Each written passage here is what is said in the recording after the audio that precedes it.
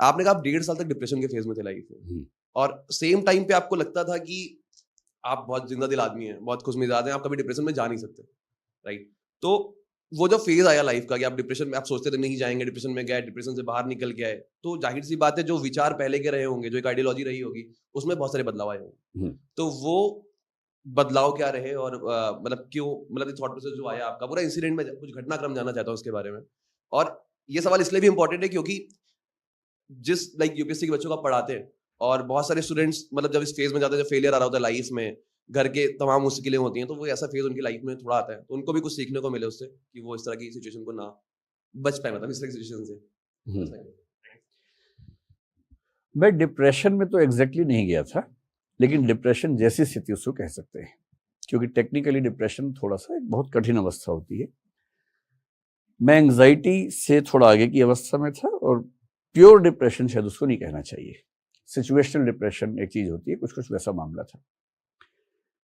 मैंने अपने बचपन से कठिन परिस्थितियां देखी हैं, और मुझे इस बात का मतलब खुशी भी है कि मैंने परिस्थितियां ऐसी देखी, क्योंकि बिना मुश्किलें झेले आप ठीक इंसान बन नहीं सकते।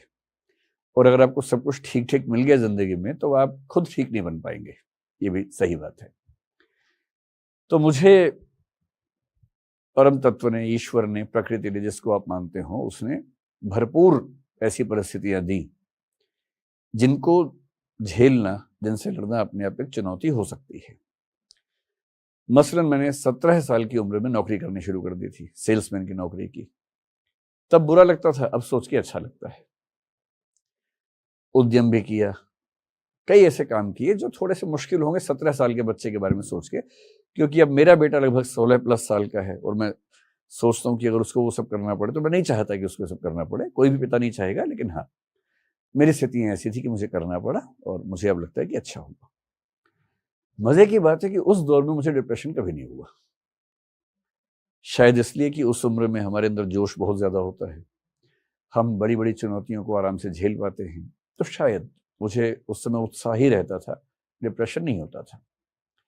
फिर यूपीएससी की सफलताएं विफलताएं वो सब भी चलती रही, लेकिन डिप्रेशन जैसा कभी कुछ नहीं हुआ। और मैं अपने कॉलेज में, अपने ग्रुप में, फैमिली में भी, आप देखेंगे हर फैमिली में एक व्यक्ति होता है जिसका काम सबको खुश रखना होता है। तो मैं ऐसा व्यक्ति अपने घर में रहा हूँ, सबसे छोटा था अपने घर में, मतलब हूँ भी हूँ।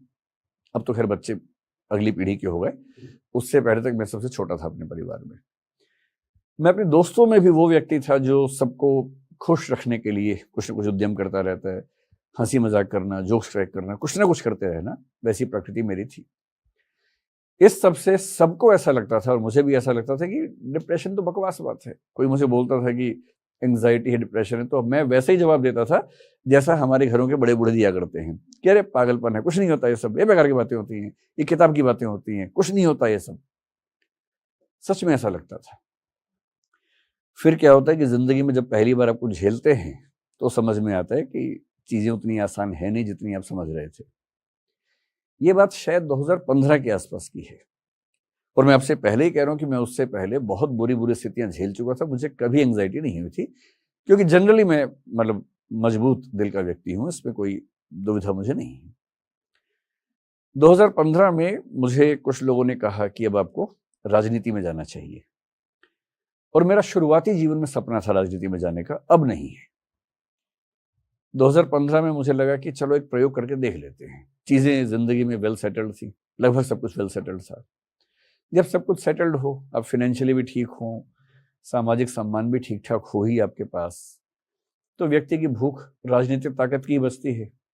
और कई दोस्त पॉलिटिक्स में थे, उन सब ने कहा कि आपको होना चाहिए, तो मुझे लगा प्रयोग करके देखता हूँ। तो एक लेबोरेटरी एक्सपेरिमेंट के तौर पर मैंने अपनी सोसाइटी जहां मैं रहता हूँ वहां का इलेक्शन लड़ा, जीत भी गया। वहां मैंने 1.5 साल काम भी किया, और मुझे ऐसा लगता है कि मैंने काम अच्छा किया। किसी की गलती नहीं है, मैं ये बिल्कुल नहीं कहना चाह रहा कि कुछ लोगों ने मेरे साथ ऐसा किया, ये तो बेकार की बात है। वो दुष्यंत कुमार ने कहा है ना कि मत कहो आकाश में कोहरा घना है, ये किसी की व्यक्तिगत आलोचना है।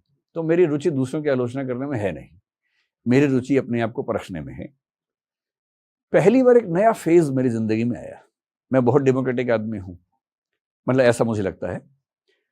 तो मैंने सोसाइटी में कोशिश की कि भाई जो भी डेमोक्रेटिक प्रोसेस है सारा ट्रांसपेरेंसी से होना चाहिए। व्हाट्सएप ग्रुप्स बनाए पूरी सोसाइटी के, कि जो भी डिस्कशंस हो आमने सामने हों, उसमें सीधी सी बात है आलोचनाएं भी खूब होती थी और जो विपक्ष था बहुत मजबूती से अपनी बात रखता था। मैंने पाया कि मैं उतना मजबूत नहीं हूं जो राजनीति के इन प्रश्नों को सुलझा सके, झेल सके। इसमें किसी की गलती नहीं है, गलती सिर्फ मेरे व्यक्तित्व की थी।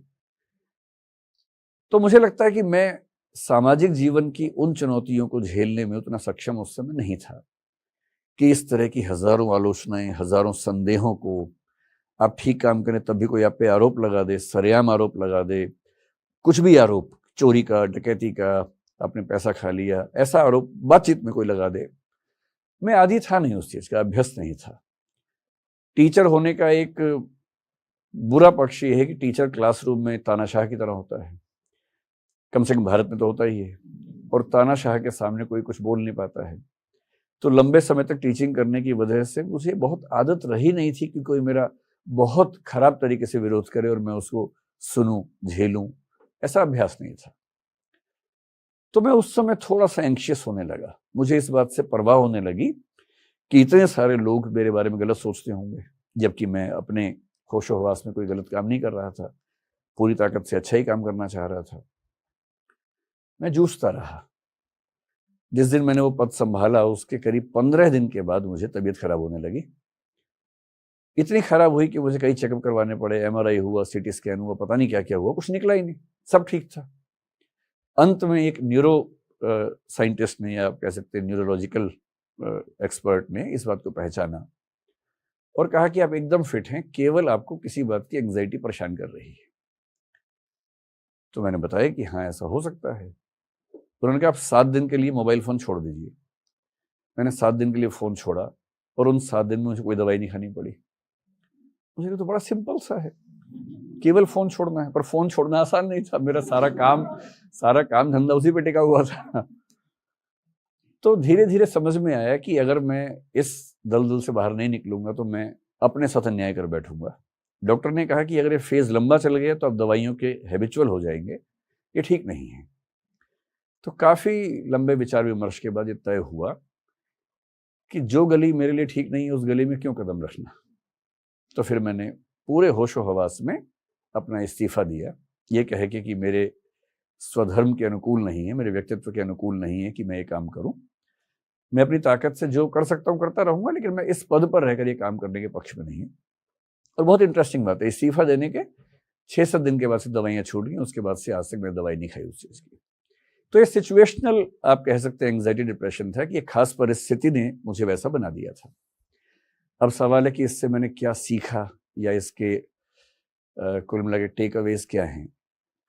पहला मैंने ये सीखा कि राजनीतिज्ञों को नफरत की निगाह से देखना ठीक नहीं है, उनको संवेदना की निगाह से देखना चाहिए। अब मुझे पॉलिटिशियंस पे दया आती है, करुणा का भाव आता है, क्योंकि जितना वो झेलते हैं उतना कोई नहीं झेलता है। उन पे आरोप लगाना सबसे आसान काम है, उनका मजाक बनाना सबसे आसान काम है। और मैं कई बार कहता हूं कि अगर अरविंद केजरीवाल या राहुल गांधी वो सारे व्हाट्सएप देख लें जो उनके बारे में लोग बनाते हैं तो उनका क्या हाल होगा, डिप्रेशन हो जाएगा। क्योंकि इतनी तरह की गलत बातें राजनेताओं के बारे में कही जाती हैं, तो उन राजनेताओं की टीम के लिए बहुत जरूरी होता है कि वो सिलेक्टिव इंफॉर्मेशन, फिल्टर्ड इंफॉर्मेशन उन तक पहुंचाए, सारी इंफॉर्मेशन ना पहुंचाए। तो पहला जो मेरा मिजाज बदला वो ये कि राजनेता बुरे नहीं है, राजनेता एक बहुत बड़ा पेन, बहुत बड़ा पत्थर अपनी छाती पे रखते हैं और हमें उनके प्रति संवेदनशील होना चाहिए। दूसरा मैंने ये समझा कि यदि कोई व्यक्ति कहे कि मैं मन से ठीक नहीं हूं, मुझे साइकोलॉजिकल डिसऑर्डर है, डिप्रेशन है, एंग्जाइटी है, स्ट्रेस है, तो उसका मजाक नहीं बनाना चाहिए। मजाक हो सकता है आप उड़ाते ना हो पर मन में बनाते हो शायद, वो भी ठीक नहीं है। जिस तरह से हमारा शरीर बीमार हो सकता है वैसे हमारी चेतना भी बीमार हो सकती है, और चेतना के बीमार होने के बहुत सारे प्रमाण अब तो मेडिकल साइंस के पास है। तो उसके बाद से जब मुझे कोई ऐसा व्यक्ति मिलता है जो डिप्रेशन की बात करता है तो मैं बहुत सचेत होकर, बहुत सहृदय होकर उसकी बात सुनने का प्रयास करता हूं। ना सुन पाऊं तो किसी से बात करवाता हूं ताकि उसको थोड़ा सा सुकून मिल जाए। तीसरी सीख मैंने ये ली कि देखिए जीवन एक ही है और करने को इतनी चीजें हैं कि जीवन कम पड़ जाएगा। इसलिए सबसे महत्वपूर्ण है कि आप अपनी प्रायोरिटीज तय कर लें, आपके लिए क्या ज़्यादा महत्वपूर्ण है। और तब से मैंने तय किया कि मैं कोई ऐसा काम नहीं करूंगा जो मेरे मूल व्यक्तित्व या स्वधर्म के खिलाफ है। ऐसा कोई भी काम, चाहे वो उस समय पॉलिटिक्स थी, हालांकि अब तो मेरी स्किन इतनी थिक हो गई है कि अब शायद वो स्थितियां मुझे परेशान नहीं कर पाएंगी आज के समय में, उस समय करती थी। तो मुझे कई ऐसे, मैं जिस जगह हूं अभी, कई ऐसे प्रपोजल्स मेरे पास आते हैं स्टार्टअप्स के कि हम मिलकर ये स्टार्टअप कर लें, हम मिलकर वो स्टार्टअप कर लें। मुझे ये भी दिखता है कि वो चल जाएंगे, ऐसा नहीं कि नहीं चल पाएंगे, चल तो जाएंगे ही। और मैं अंत में एक ही वाक्य बोल के बात समाप्त करता हूं कि जीवन छोटा है, इसका एक दिन भी उस काम में नहीं लगाऊंगा जो काम मेरे मूल व्यक्तित्व के साथ नहीं चल सकता। हो सकता है कि इसमें बहुत कम मालूम, हो सकता है कि बहुत बड़ी सफलताएं मिले, पर जिन प्रयासों की वजह से मैं ही नहीं रहूंगा, उन प्रयासों की सफलताएं तो किसी और को मिलेंगी ना, मैं तो बचा नहीं। तो मैं अपने मैं से समझौता करके कोई फैसला नहीं करूंगा। ये उसका सबसे बड़ा टेक अवे है जो मैंने अभी तक कम से कम अपने जीवन में सहेज के रखा हुआ। सर, इसी में मेरा एक फॉलो